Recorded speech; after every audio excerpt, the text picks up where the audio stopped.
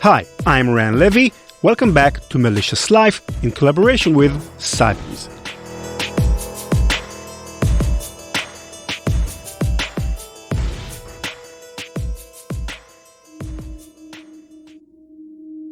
Picture a truly depressing building. It's 10 stories high, built of cement, and grayer than the sky is blue.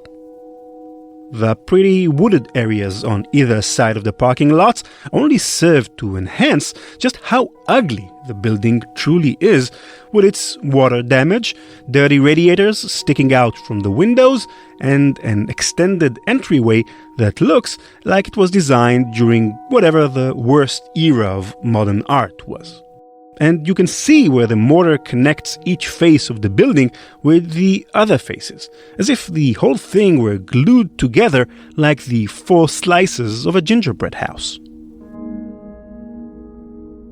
Though it is no architectural masterpiece, this actual building I'm describing to you has housed many talented people doing significant work over the years. The chemists, engineers, and technicians who've passed through its halls made notable progress in weapons and ammunitions technology throughout the 20th and into the 21st century, when a group of men who met behind those ugly concrete walls managed to create the most dangerous malware in existence today.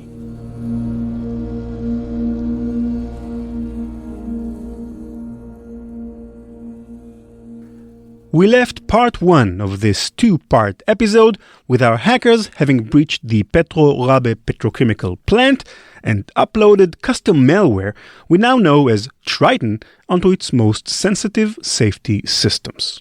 But the pathway that allowed them to do that was fraught with oversights, some obvious, some less so. Those of us from IT are used to using effective, even state-of-the-art tools on computers that are, if not new, probably only a few years old. We can upgrade our tech often because it's not prohibitively expensive and it's mobile. Replacing a laptop, for example, is as easy as buying a new one and dropping your old one in the trash.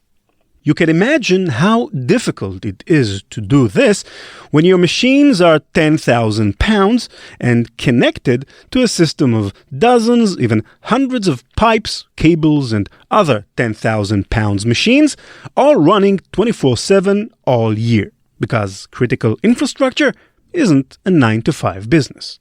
Industrial systems can live for decades because of how difficult they are to replace and how necessary they are to the functioning of the machines connected to them.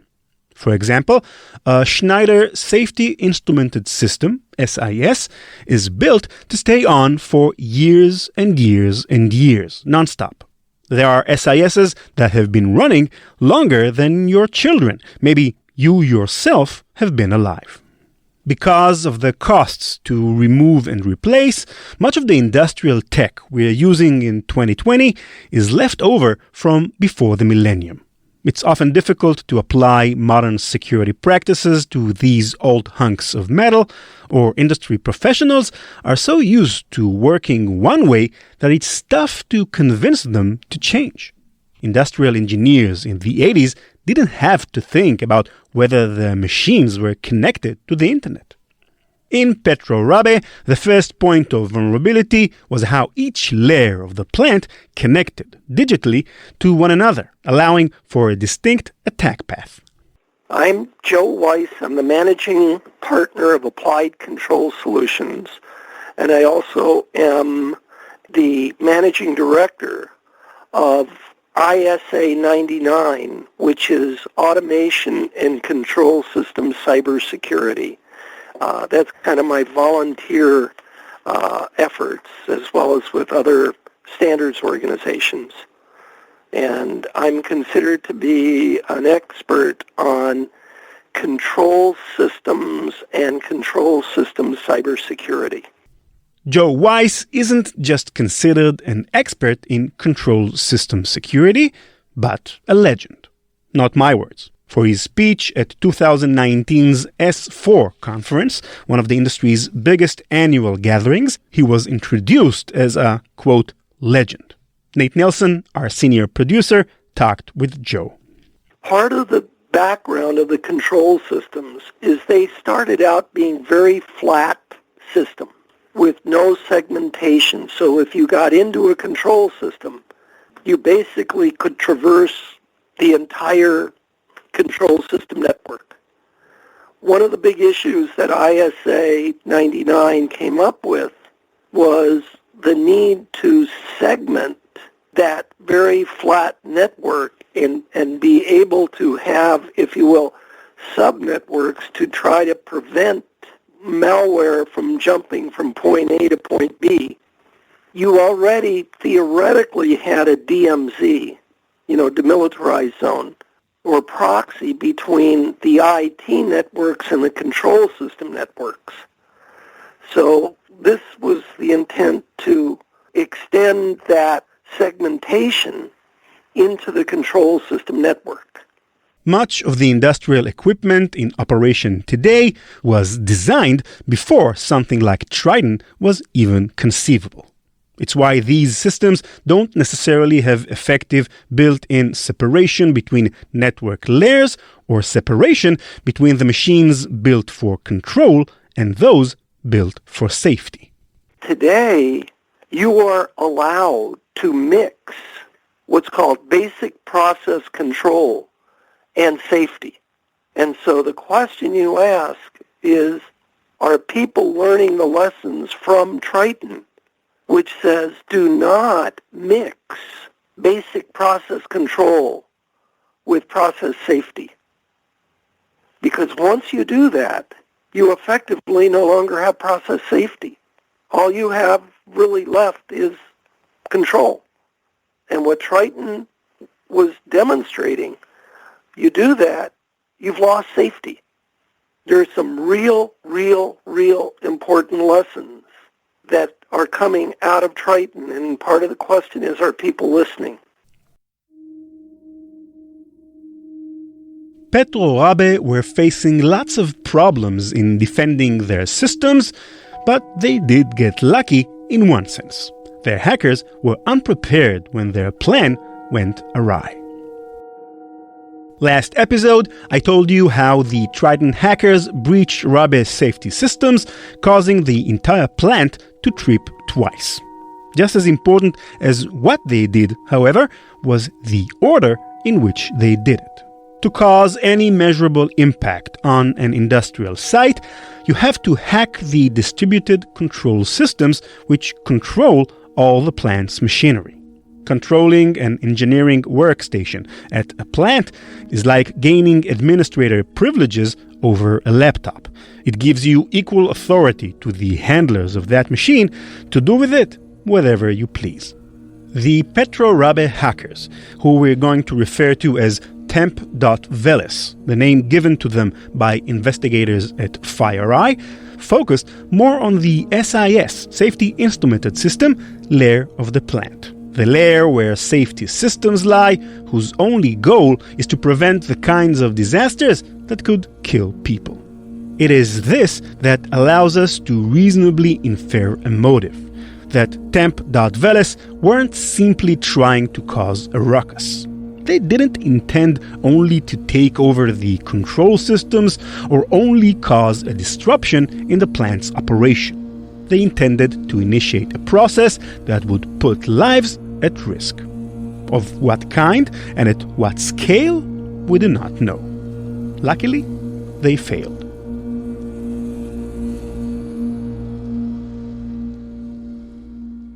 On August 4th of 2017, multiple SIS controllers entered a failed safe state after an internal validation test carried out by 3 redundant processing modules failed. Essentially, 3 separate input-output modules, which were supposed to have outputted the same results, did not, because they had been tampered with. An automatic shutdown was triggered, and plant operators were alerted. Triconix is a triple redundant system. Like you mentioned, 3 separate independent, processors or controllers, if you will, comprise triconics. That's why the tri for triconics, okay? What that was there for was reliability. This made it a very, very, very high reliable system, which is precisely what you want if you're dealing with safety. What got lost is reliability and security are not the same thing. And so the fact that it was highly reliable, in a sense, helped mitigate the lack of security issues because it tripped the plant. It was fail-safe and tripped. According to post-mortem analysis, the shutdown appeared to have been an accident. Temp.Veles probably meant to stay undercover, but they erred and alerted their victims to their presence in the process. Having been spotted, the first thing they tried to do was cover up their tracks by rewriting the code left on the machines. This was, after all, highly secretive, highly valuable code. If analysts got hold of it, those analysts would be able to decipher and build defenses against it. The attackers were too late. The analysts on site had already made copies of the Triton files. This left Temp.Veles with just one more card left to play. They could try to, blow everything up. Think about it. They were caught, and the highly valuable malware they'd probably spent months or years writing would never be more valuable than this very moment when it still couldn't be stopped. They remained connected to the engineering workstations from which they could launch an attack. Even if some of the plant's safety systems remained operational, some did not. Maybe that was enough to cause some damage. But Temp.Veles weren't prepared. There is no evidence that they actually had a malicious OT payload to deliver, even if they wanted to. Usually, we assume hackers will write malware before attempting to use it. The Triton hackers worked backwards. They breached Petro Rabigh, studied its systems, and built Triton to disable the safety layer. Only after that was all done were they presumably going to inject the kind of software that could have allowed them to manipulate engineering workstations and, as an extension, sensitive operational equipment. We can only speculate as to why that software was never seen. Maybe they figured it was useless if the safety systems were still operating. Maybe they hadn't gotten around to writing it yet. This gave a window of opening to the analysts on the case, who by this point included personnel from Saudi Aramco, the US government, as well as security firms across the industry. While Temp.Veles scrambled, these experts were doing their best to kick them out of the system. They began by changing passwords and implementing two-factor authentication over all user accounts in the network. It might have seemed like a good idea at the time. After all, two-factor authentication and changing passwords are good security practices. But it failed. The hackers already had a foothold in the plant's IT network and made easy work of getting around the new security measures. They changed phone numbers associated with certain accounts such that every time a two-factor authentication code was requested by a plant operator attempting to log into a compromised account, the code was filtered through the hacker-controlled website. The website E&E News described the feeling at that moment after the security response failed. Quote, Petro Rabigh was living out any large organization's cyber nightmare. It was squaring off against a highly sophisticated adversary, or perhaps multiple adversaries, that had demonstrated deep knowledge of their target's systems and the ability to shift tactics on a dime. End quote. While these hackers were sophisticated, it wasn't just their talent and skill that allowed them to subvert Petro Rabigh's security response. Nor was it because the security response was poorly implemented. It wasn't. The reason why adding two-factor authentication and changing those account passwords failed might be because it was the right solution to the wrong problem. Try imagining a fly in my podcast studio. It's annoying me while I'm recording, so I swat at it. It works. The fly goes away. I think to myself, interesting. Swatting my hand seems to make annoying problems go away. Soon, I finish narrating and head out to lunch. I'm sitting with Nate, the senior producer of our show. So it popped, and then all the pus just came gushing out. And he's talking my ear off about a pimple he's got on his nose. Like it got all bloody. And then it's annoying.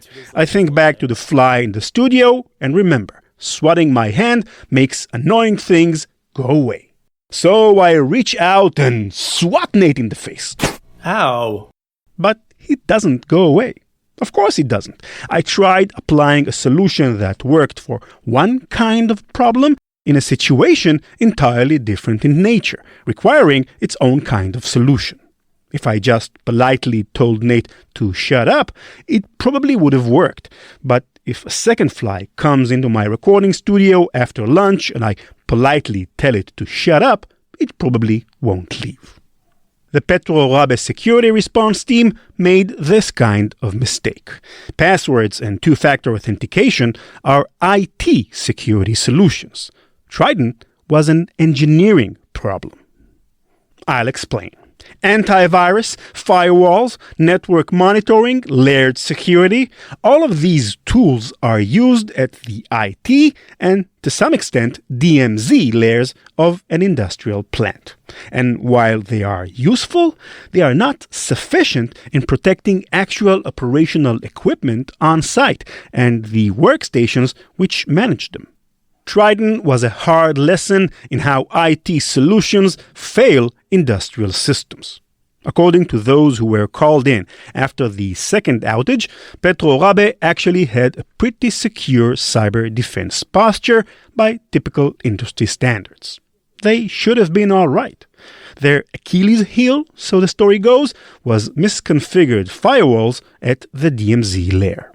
But the real fundamental weakness was that a misconfigured firewall was the one thing standing in between able hackers and safety-critical systems. If you've listened to Malicious Life before, you'll know all software can be hacked, no matter if you're dealing with a corporate IT network, industrial security systems, or any other type of computer on the planet. In fact, the DMZ firewall wasn't the only firewall that failed in the Triton breach. On top of their analog switches, which for all intents and purposes represent the primary means of keeping malware out, Tricon's 3008 controllers have built-in firewalls which did nothing to prevent or red flag the Triton files. All the way back in 2010, had installed what's called now the Tofino firewall into the Triton system. So I had a real question, and this is again different. This is what I've found over the past couple weeks, because the real question is, why didn't the Tofino firewall identify this malware? And the reason is because the firewall didn't have context to it. So the firewall was able to say, were these packets coming from where they were supposed to come? The answer was yes. Were they going to where they were supposed to go? The answer was yes. Were the packets, quote unquote, well-formed, The answer was yes.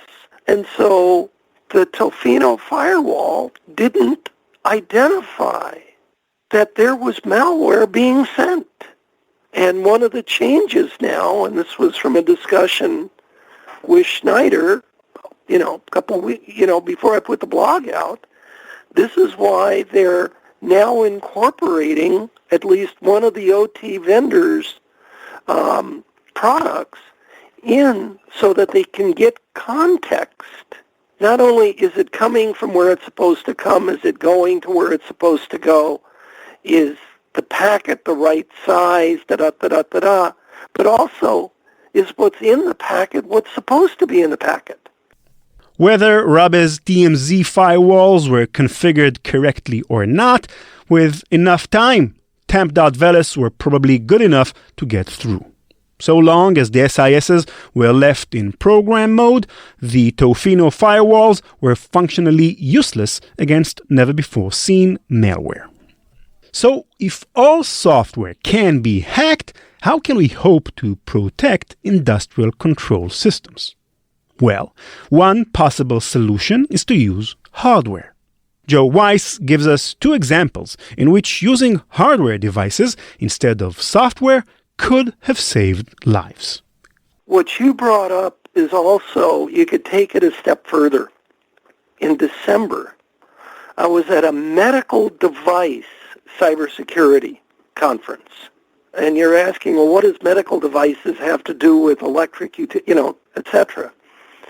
Well, two things. One was there were a number of fatalities from an X-ray imaging device, and this has been written up in many, many, many safety books. And it occurred because the vendor of this product had a hardware safety system and decided to replace it with a software-based safety system.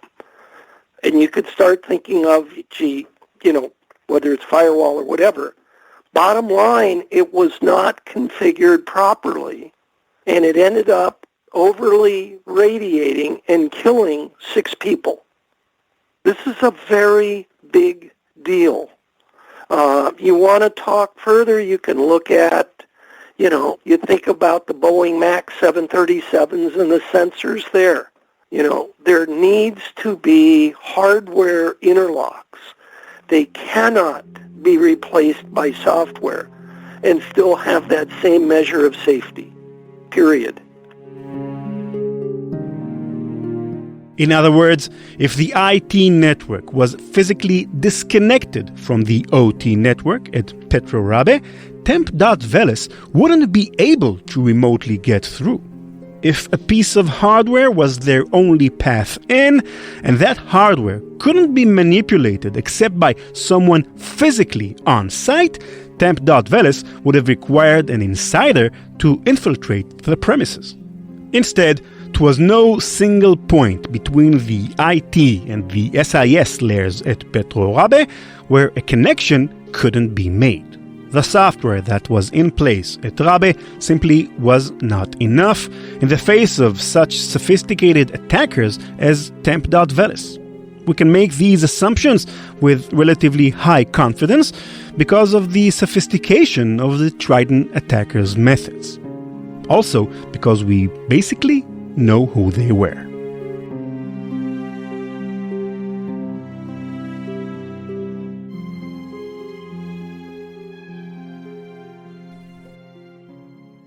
We know from a FireEye investigation that they did most of their work between 7 a.m. and 3 p.m. Greenwich Mean Time, which correlates with typical workday hours in Eastern Europe, Africa, and most of the Middle East.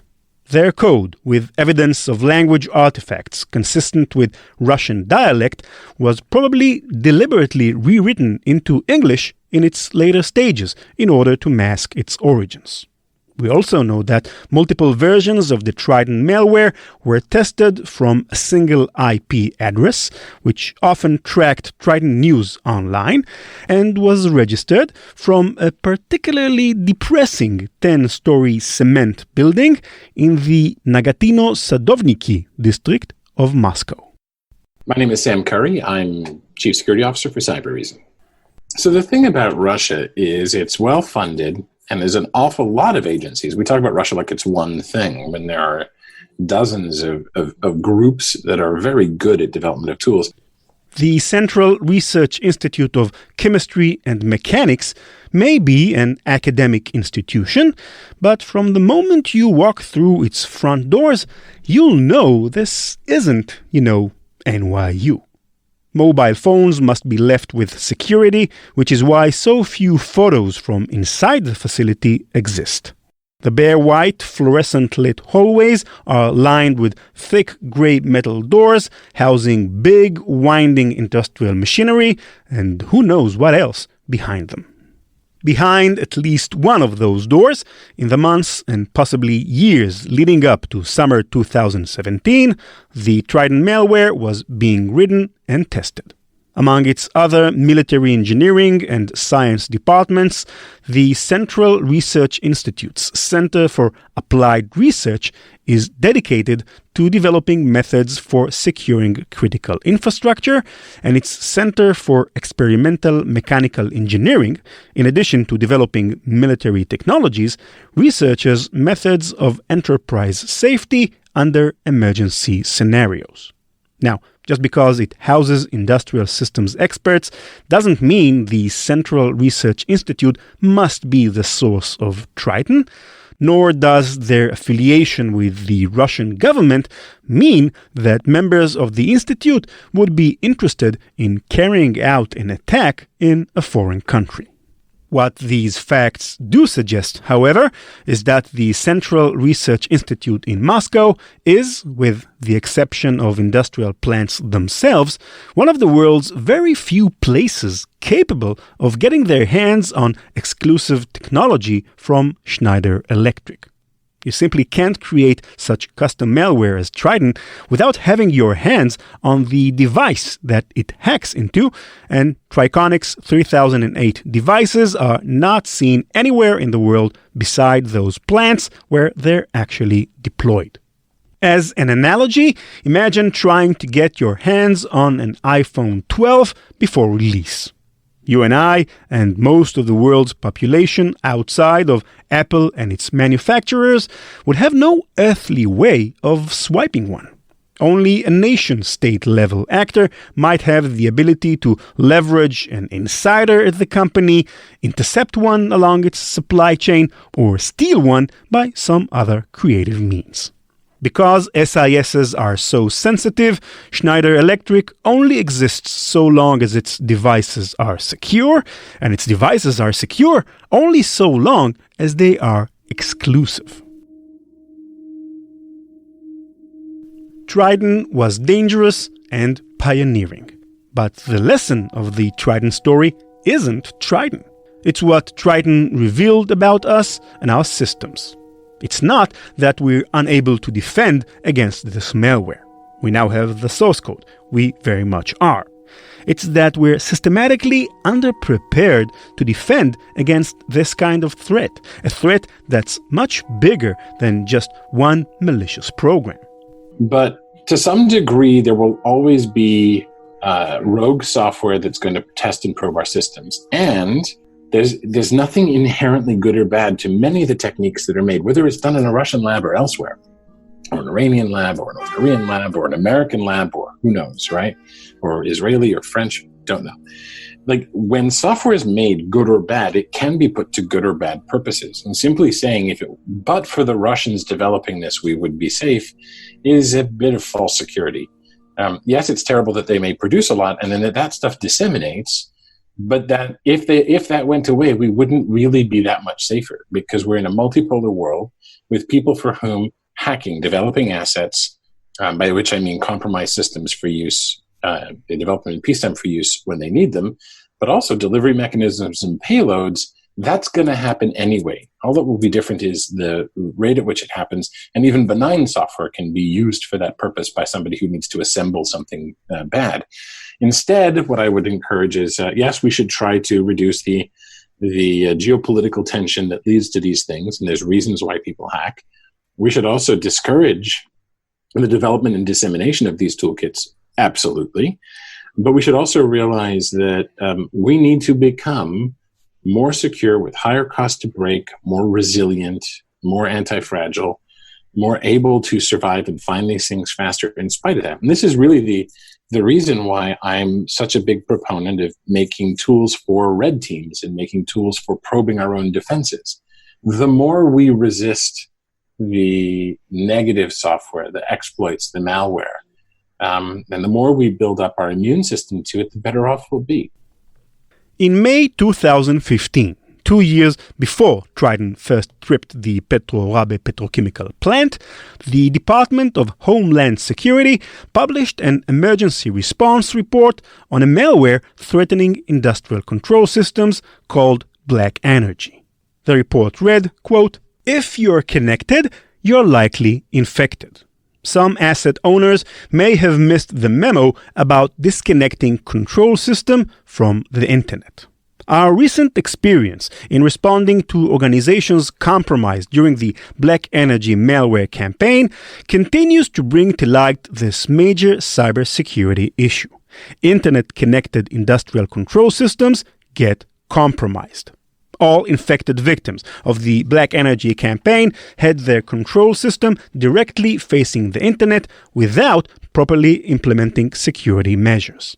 The Black Energy campaign took advantage of the internet-connected ICS by exploiting previously unknown vulnerabilities in those devices in order to download malware directly into the control environment.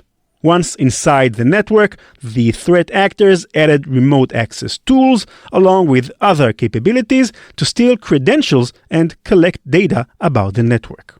With this level of access, the threat actor would have the capability to manipulate the control system."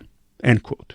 2 years before Triton, the DHS openly, indirectly indicated that a number of U.S. industrial sites had been infected by a sophisticated adversary deploying the Black Energy malware, which 6 months after the report's publishing would be used to temporarily remotely shut off power to over 200,000 Ukrainian citizens.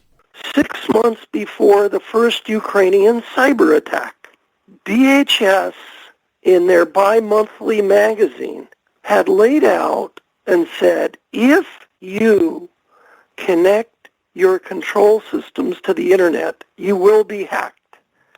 And then they went on to give step-by-step things that could occur if you did that. Those step-by-steps were almost precisely what the Russians did in the 2015 December cyber attacks there. The Russians followed the DHS guidelines. More recently, the security firm Dragos, home to first responders to the Petro Rabigh attack, has been tracking more recent activity from temp.veles, which they refer to as Xenotime. According to their monitoring, the Triton hackers have moved past oil and gas to exploring the U.S. power grid. Over 20 different targets in the power sector alone, between plants and transmission stations and distribution stations, probing their networks for vulnerabilities and remote login portals. Dragos' director of threat intelligence told Cyberscoop how they've largely stuck to the Triton script. Breaching IT networks via phishing or watering hole attacks, stealing admin credentials from plant engineers, and then spending months hidden, probing the network for attack path into the lower layers. Not only have they succeeded in breaching real-life US facilities, but, according to Dragos' director, one of those incidents included a successful breach of safety instrumented systems. Rabigh may be 6,000 miles away from the US East Coast, but the next industrial systems hack may not be. Triton is a lesson for the security industry, but also the hackers. The question that remains is, who learned their lesson? The answer will determine whether the malware designed to kill humans will ultimately fulfill its purpose. Yeah, you should have processes to patch, and yes, you should not do things like leave your SIS in a program mode. But that's not the weakness here. This is about making better and better processes and handling risk over time. And this was an early warning for the industry. I think more will come. And we're in a brave new world where this sort of thing is going to become more and more common, so get ready now.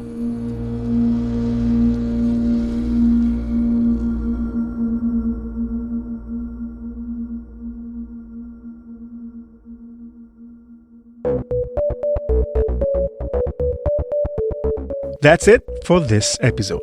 Thank you for listening. Over on Twitter, we asked you, our listeners, for your opinions. Can a cyber attack on an industrial facility cause a disaster of huge proportions, or is this all hype and fear-mongering? We ran a poll, and the results were quite clear. 81% of you consider a cyber attack on an industrial facility a very real threat, with just 2% saying, no, this is all just hype. The rest, some 16%, think this is a complicated issue. Why complicated? Here's an example. Stephen Sharon from New Jersey asked, quote, didn't Stuxnet prove this is a real concern? End quote. This is an interesting question.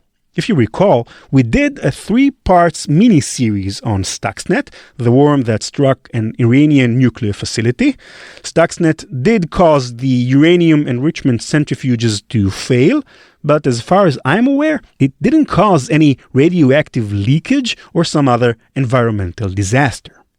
But that doesn't mean that hacking industrial facilities is in any way, quote-unquote, safe. On the contrary, one listener, Mike, wrote, quote, crash override was a good example of how real this threat is, end quote. Mike is referring here to the malware, also known as Indestroyer, that was used in an attack against Ukraine's power grid in 2016 and cut a fifth of Kiev's, the capital, power supply for 1 hour.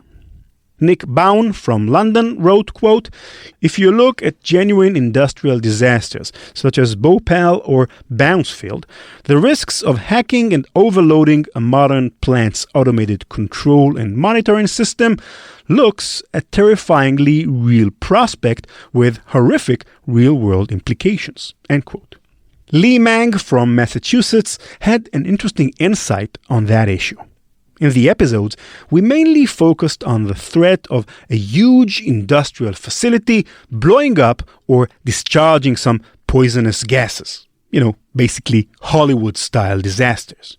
Lee Mang, however, offered a different scenario, which is no less scary, or even scarier, actually.